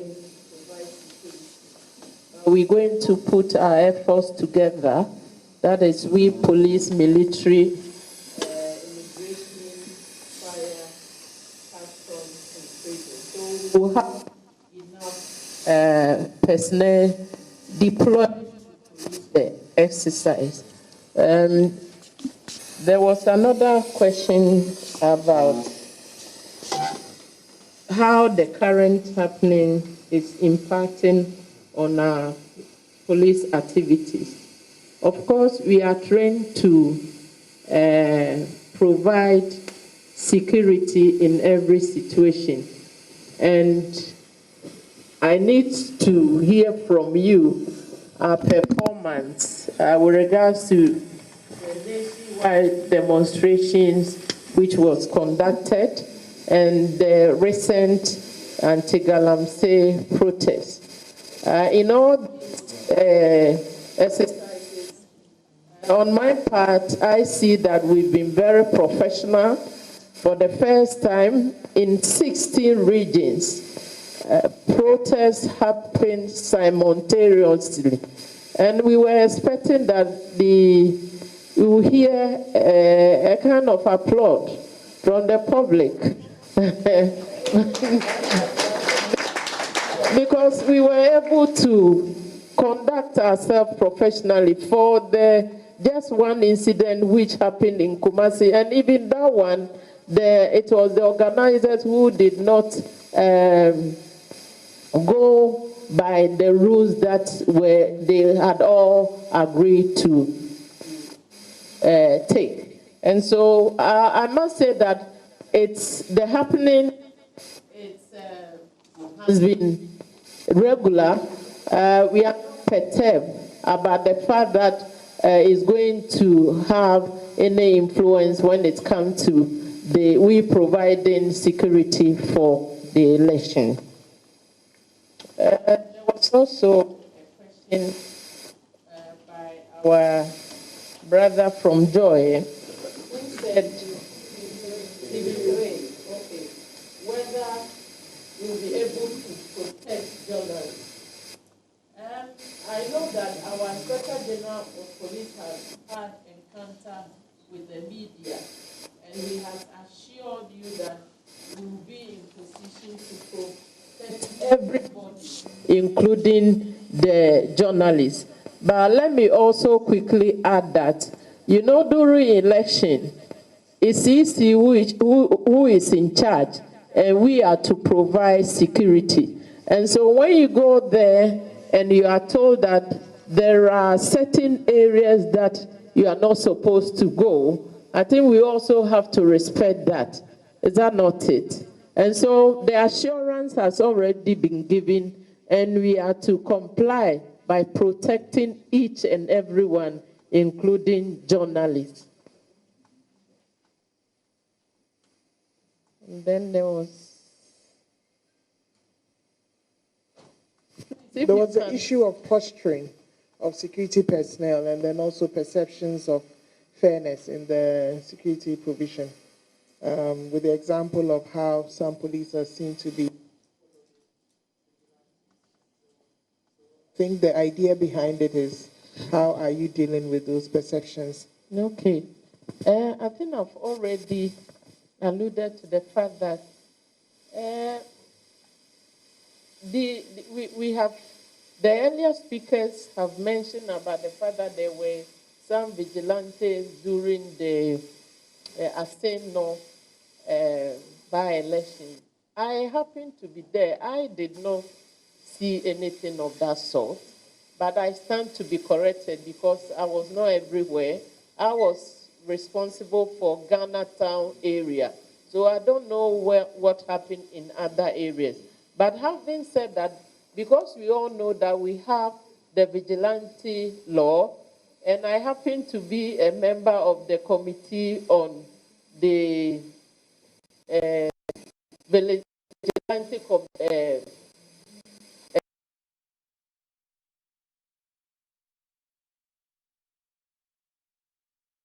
ensuring that we do more of education for those who,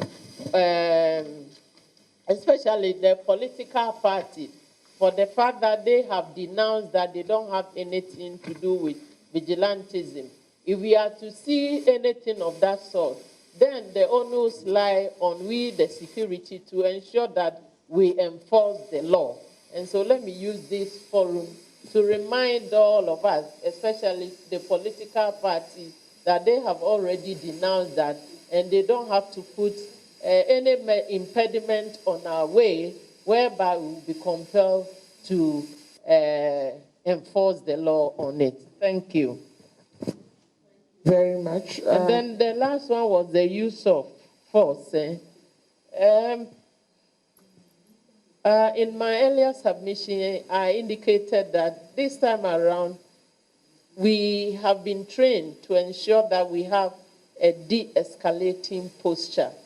But that notwithstanding, we've also had a training for our public order management team, who will be constituting the rapid response team on the level of how they have to manage issues that may arise. And I also emphasize at the fact that it is only when we are overwhelmed, that is when we will invite the military to come in. Thank you very much. Thank you very much. Can I now hand over to Kojo to moderate the session with the other two speakers?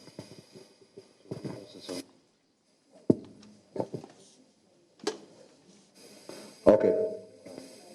I think before we shift, one of the things I didn't get any response on the false news issues.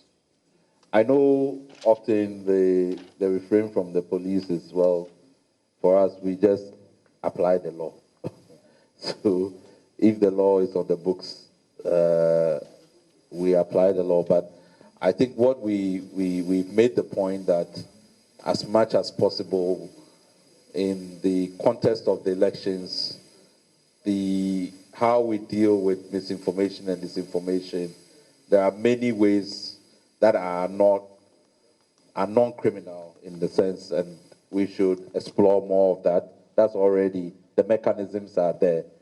But if the threshold is crossed, I think there has to be a lot more conversation about how we understand when that threshold is crossed and how stakeholders, because we are all part of the election response group, and so more understanding from the stakeholders, from national security, when that threshold is crossed, so that we know how to work together to deal with that kind of issue, so that it doesn't come across as arbitrary and get responses that are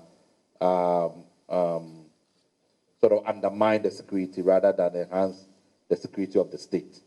So I think that's what we are trying to avoid, because ultimately there will be instances like that. We are trying as much as possible to put in mechanisms to correct with all the systems that we are talking about, early warning, tracking, speeches, working with media hosts to correct statements and all of those things. But where there's a threat, I think everybody has to understand what that threshold, when it is crossed, so that we work together. So I think I'm hoping that there could be some more, at least on the election response platform, more understanding of those things as we go forward. The issue about internet shutdowns, again, is also one of the things that we need to discuss. These things, it's all just important to talk and discuss, and to discuss the protocols around them, because it helps us plan, it helps us organize, so that when it happens, the response is much more coordinated and it's collaborative, so that it doesn't look like it's rushed and people don't read meanings into it, because that is when it becomes counterproductive. So that's why we are trying to initiate all these conversations early on. So thank you very much for your responses and for being with us. I think the second session we have Small Arms, the Small Arms Commission. Who's here? And then the Executive Secretary of the Small Arms Commission is here. Is the Ministry of National Security here? Okay. So let me invite the Small Arms Commission to make their intervention, if they are ready. They have 10 minutes or so. Oh, okay.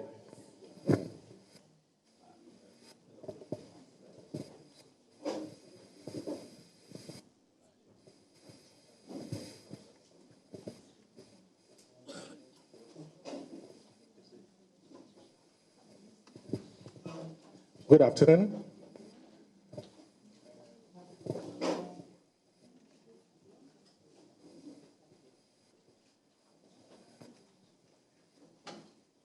PowerPoint, or just want to find out.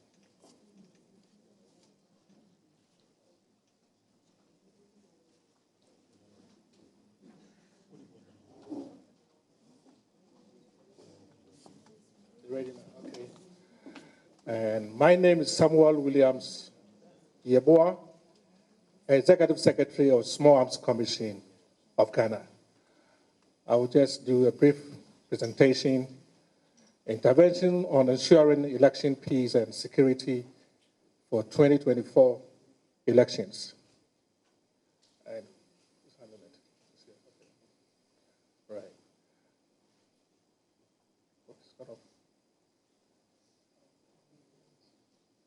Right, I will start a presentation outline. Its introduction, overview of election security, interventions for peace and security, and conclusion. An introduction. And I'm happy to see a lot of security personnel here today. And as far as I know, talking about election security, I guess, is not new to a lot of people. And to my knowledge as well, Ghana have been about 32 good years of elections, having elections for the past 32 good years. We have elections every 4 years. We might have some few issues about elections, but I'm happy to say that for 32 good years, Ghana have been continuously being democratic to our level, and we have to give thanks to ourselves as well.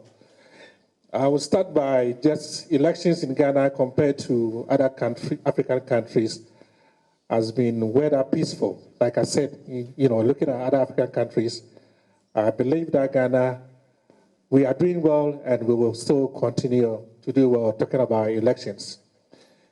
Ghana has established itself as a beacon of democracy in West Africa, successfully conducting multiple elections since the return to constitutional rule in the year 1992. Like I said, for 32 good years, Ghana has been democratic. Every 4 years, we have our elections. We might have one or two challenges. At the end of the day, the winner becomes the winner. Hence, the existence of Commission on Small Arms and Light Weapons in Ghana. The commission was set up in the year 2007, Act number 736. So we've been in existence from the year 2007 to today. And one of the main mandates is we contribute toward building of peace and security in Ghana by effective control of small arms and light weapons and related materials. I won't go too deep into the small arms and light weapons. I will stick my few words on guns. That will be more easily for people to understand me. Talking about violence in elections, trust me, about 70% of this violence comes with guns. So you can't talk about election violence and trying to rule out guns. And I'll just give a brief explanation. I know you all people who are aware of it, you know it already, but just for presentation's sake, someone will say, what is election security? And I can just explain by the election security to a safe, transparent election process, protecting voters and officials and materials and properties. We can never have peaceful election security without any individuals or voters being part of it. The securities are there, but we can have a successful, peaceful elections with all people being part of it, not only the security. If one side decides to be more difficult, it will still end up being in a conflict. So at the end of the day, the security for elections peaceful way must be everybody's rule, everybody having part of it. And someone will say, why does it matter to have election security? Like I said, for 32 good years, Ghana has been democratic, and it protects our democracy, and it builds trust. So when people raise challenges that they feel that it can happen in election time, I believe that is thing that we have to take it seriously, and we all have to solve it together. Because when one side decided to be difficult, it can be very peaceful. And also, it matters to have election security because it prevents violence and unlawful use of arms. We all know, like I said earlier, violence always goes in accordance with arms, like guns. Yes. And here with the intervention on ensuring peace and security, and that is talking about intervention of Small Arms Commission, what we've been doing and what we are doing and what we plan to do as well. And collaborate with security agencies to identify potential election-related violent hotspots where small arms proliferation is very high. We all know that when it talks about arms, they have hotspots. When we talk about elections, some places are also hotspots. So we try as well as we can to work in collaborations of all security agencies and give them the information that we have on the ground, i.e. talking about the places that we believe that there is a lot of guns in the system there. And I trust that I can say that as compared to last year and currently now, a lot of people are going in for gun licenses and people are also going in for weapons, i.e. guns. And I keep telling them that when you go in for guns, it doesn't mean that you are secure. Ask them the reason why you are going in for shotguns. They will tell you that we wanted it to protect ourselves. Just imagine everybody in this room here have a gun. Are we safe or we are not safe? At the end of the day, I believe that when it comes to elections, and we believe that against elections, we're not going to use guns. We are going to use our thumbs to do the voting. I trust that we educate our own people that you don't carry guns to the election to cause violence, and make sure that you convince people they can use their thumb to vote for you. Other interventions that the Small Arms Commission of Ghana have been doing as well, been doing a lot of public awareness and sensitization campaign. And very soon, the next few weeks, we'll be launching the Bylaws Without Bullets initiative. That is an initiative that we will be educating more Ghanaians across the country that your thumb is your power. Your thumb is the one that you are going to use to vote, to decide who you want the person to rule you. It's not about the stronger survive. It's not about you have the big weapon. So it's a project that we'll be launching out very soon, and we'll be doing it across the country. We also have been having some tables and engagements and town hall meeting in the next few weeks, which will also be kicking off across the country. We'll be going more into the district as well to educate them and tell them about the importance of elections, that you have to be part of it. And it doesn't mean that you decided that you won't vote. And make sure that it's not about somebody influencing you. Make sure that you use your tongue, not a bullet or a gun or whatever it is. We have also already been engaging a lot of campaigning, gun violence campaign free at the various community schools and other things. It's ongoing. At the same time, too, we've been engaging a lot of the transport unions and the GPRUs across the country. We realize that a lot of people, they use transportation to transport weapons from one end of the country to another part of the country. And we've been educating the drivers about the dangers of transporting weapons and ammunition in your truck. A couple of times an accident happened, and with the way the cars are just bent in a second, people think that it might be the fuel. All those big trucks, they use diesel, and diesel trucks can't just be bent in a second, but sometimes people don't know what they are transporting. Some of them, they're even transporting explosives in the cars. So all these things we've been trying to educating the transport unions that when people bring parcels for you to take to another side of the country, make sure you know what is in the parcel. Because if you are transporting explosives in your car or your bus, and within a short time there's a small accident, before you know, none of your people can survive it. So this is something that the Smalls Commission of Ghana have been having that engagement with various transport unions in the country. Engagement with key stakeholders and the national engagements with Smalls Commission. I've been trying to have a meeting with the political parties to ensure peaceful campaigns, and electoral commission as well. We have an appointment to have a mid-electoral commission, and also be working in collaboration with security agencies, i.e. customs, police, military, and civil societies are already part of us already. We have a very good collaboration with them all, including FOSDA, to promote peace and security. And we also have going to have a very soon some media engagement to use a platform to speed up messages on peaceful elections and negative impacts about the arms proliferation. Like I said earlier, the more you're rushing for arms, the more your problems will be worse. Elections is not about who have the majority of arms. It's about who you can convince to vote for you. And the conclusion that the 2024 elections is indeed a crucial as Ghanaians seek to make a significant mark in ensuring peaceful election. The Commission activities towards election so far has been immensely contributed to enhancing peace and security during election. We strongly believe this year's election will be peaceful with the strict measures in place across board. So finally, my word, we can say that election is not about do and die. It's not about do and die. We have one Ghana. We all believe that we have to make sure the upcoming election is very, very peaceful. At the end of the day, when there's no peace, we always go to, nobody can survive it. It will affect everybody. So let's try and preach peace. That will help us to have a peaceful election. Like I said, it doesn't just lie on the security people. I realize a lot of people are asking the security that what are they putting in place, talking about upcoming election. And let's ask ourselves, what are we also doing to make sure that the election ahead of us will be peaceful? I thank you very much for my presentation.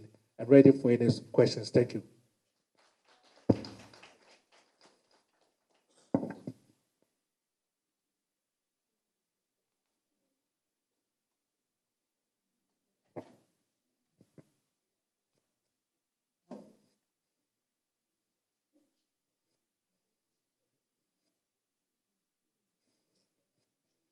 All right, okay. Yeah. We will make available these presentations also to participants so that if you have any follow-up questions, yes. Yes, I'm going to open up very soon to for questions as well. Yeah. So, yes, we can take questions now. Yeah, please introduce yourself. Thank you very much for the opportunity. My name is Rebecca Ikpe. I'm a journalist, also the Public Affairs of Journalists Association. I'm editor-in-chief, gbcghanaonline.com, which is the news portal for Ghana Broadcasting Corporation. I'm interested in knowing if there's any statistics to share. How many or how much of arms is, around as of today? How much? How many are all over the place? Are you able to tell us? To know, I think you did mention in your presentation that you are collecting or engaging with stakeholders, especially the police, the media. You're going to engage with the media. I'd like to know what level of engagement that you have with the police, especially regarding providing data to them, and if you can share with us one thing that you have achieved in this engagement, particularly when it comes to proliferation of arms. And then since the other question, not a question, but I just wanted to provide a little information since I have the mic, if I'll be indulged, Mr. Chairman and the moderators. This one is on the issue of misinformation and disinformation. Okay. So from the view or from the court of the Journalists Association, this is one that we have been working on with support from the U.S. Embassy. The Ghana Journalists Association has gone around the country building the capacity of journalists. We know it, and we have picked up by way of research, picked up that misinformation, of course, is going to be, or is one of the threats to the 2024 election. So what we've done is that we've built the capacity of our journalists through fact-checking and various mechanisms to be able to ensure that before we put information out there, we are very sure of the factual information to avert issues that may happen when the information goes out, which is not factual. Now, in doing so, we have told the journalist, and we have adopted the strategy from our part to ensure that we combat this issue of mis and disinformation, and that is, hitherto we used to emphasize on accuracy and all of accuracy and then speed. In fact, speed before speed and accuracy, but this time we're saying that let us ensure that the mechanism that we're using going into election 2024 is to prioritize accuracy over speed. Because the journalists have always been wanting to put the information out there. The issue of breaking news this time round is not going to be very relevant.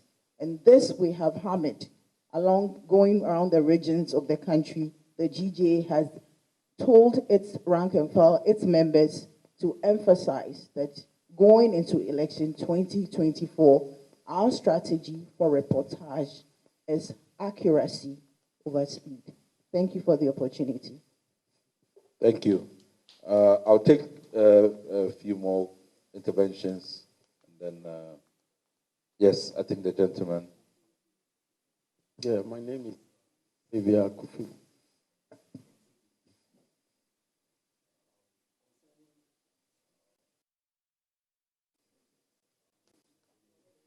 We can't hear you. Maybe the mic.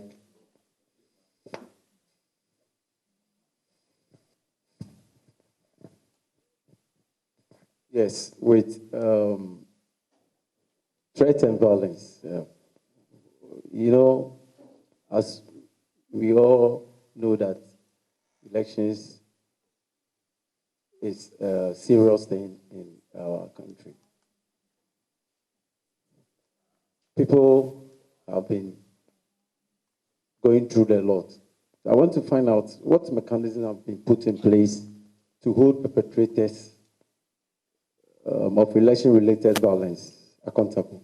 As we know, a justice delayed is a justice denied.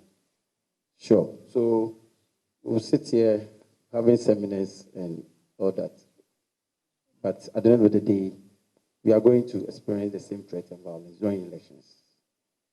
Sure. So with social media misinformation too. We know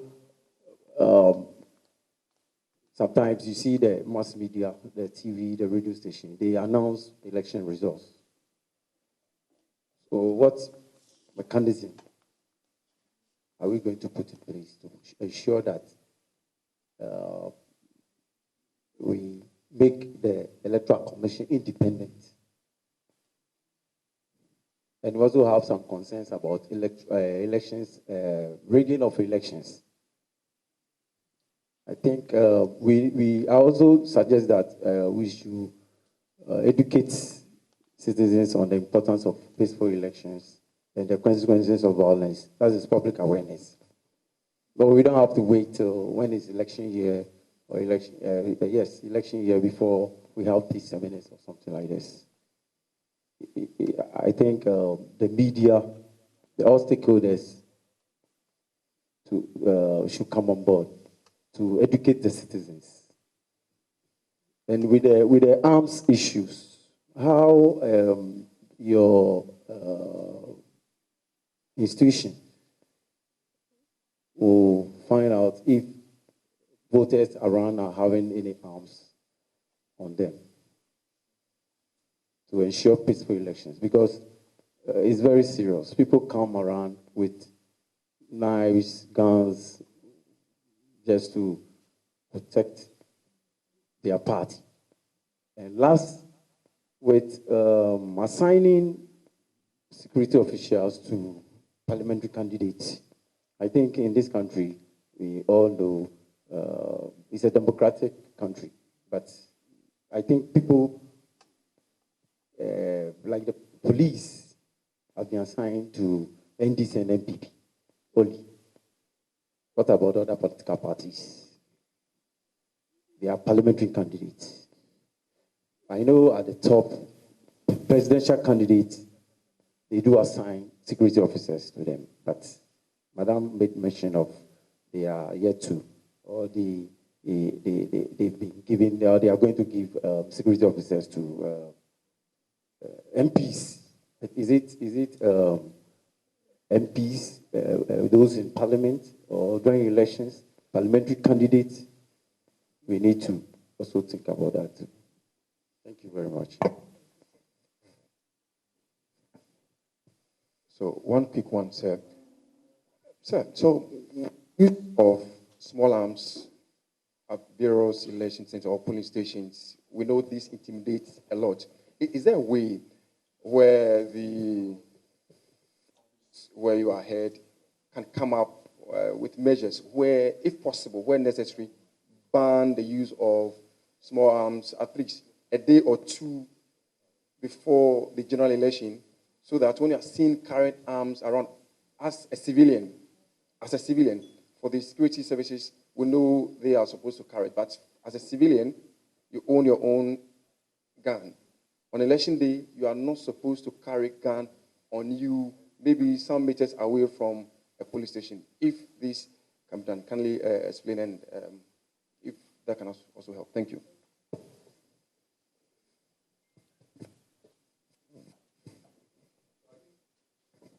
That's one. Yeah. Okay. Okay. You wanted.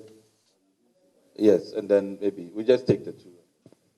Thank you very much, and to the forces for and agencies, the education you're giving.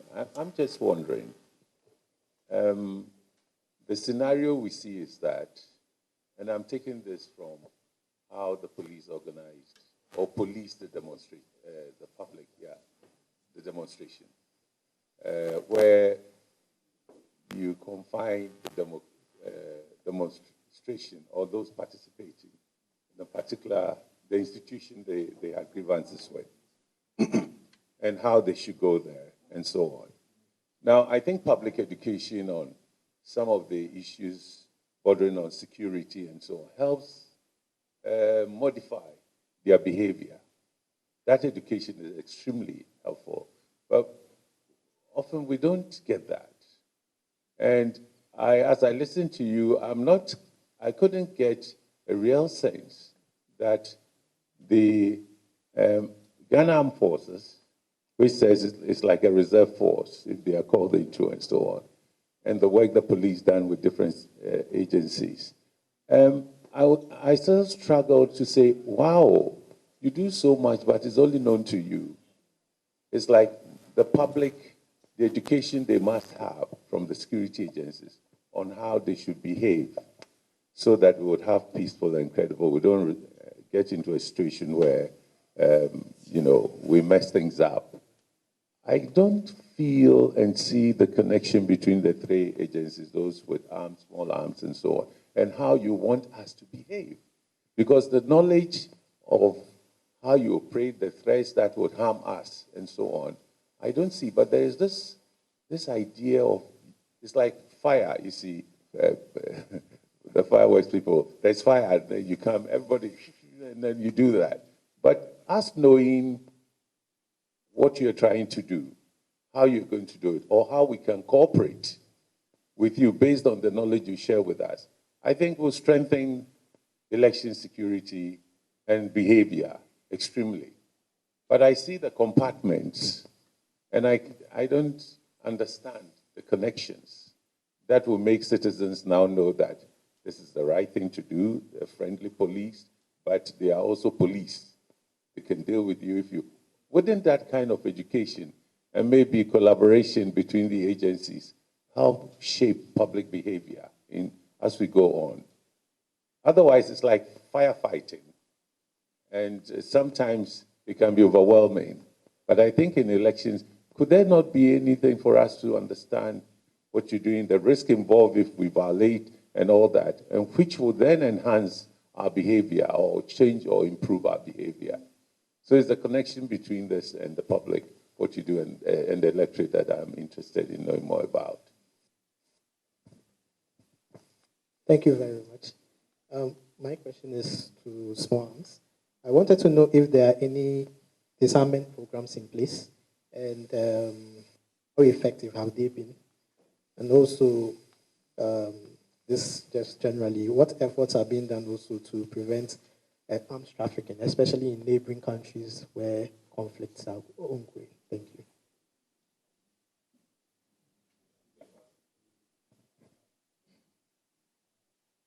Thank you very much for the questions, and I'll just start by the lady from General, right? Okay. And I remember you want some data, if my memory is right.